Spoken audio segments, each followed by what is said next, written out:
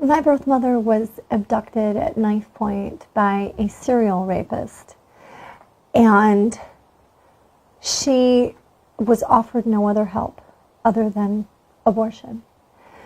And she said that there were no pregnancy centers to give her help, and the only solution offered was the abortions. She went to 2 illegal abortions and backed out for fear for her own safety. And I wasn't lucky. I was protected. She was pro-choice when we met and told me she would have aborted me if it had been legal. 6 years later, she changed her mind, and now, decades later, we are both thankful that we were both protected from the horror of abortion. First of all, I know that I am not a product of rape. I mean, what a dehumanizing term to call someone a product. And I know that I am not the rapist child, because this is what we always hear from the, abortion rights advocates. They'll call people like me the rapist child. You never hear them say the child of a rape victim. Yet, this is a biological truth. They try to associate me with the rapist. But I am a child of God, and I am the child of a rape victim. I am my mother's child. He doesn't even know of my existence. So what an insult to my mother and to all of the other women who are raising their children whom they love, to call them such a name.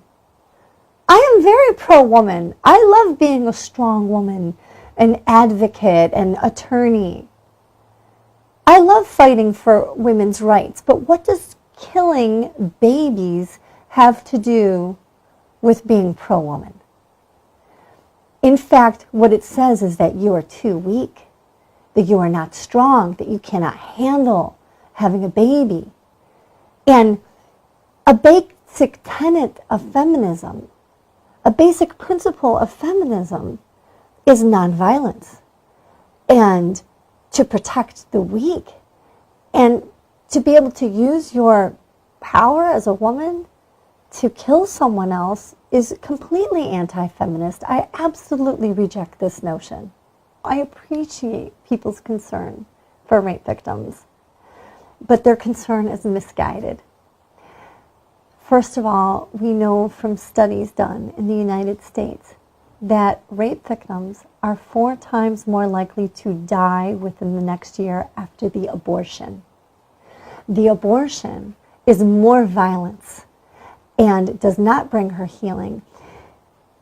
Rape victims who abort have a higher murder rate because it often helps perpetuate a very abusive situation. We know that child molesters, rapists, sex traffickers love abortion. They love abortion. And they use abortion to continue exploiting rape victims. It destroys the evidence and protects and enables them to continue perpetrating. We also know that rape victims have a higher rate of suicide because it just brings more pain on her life. She knows that this is also her child and that she has just taken the life of someone innocent. This does not bring her healing. It's more violence inside of her body after having already been traumatized.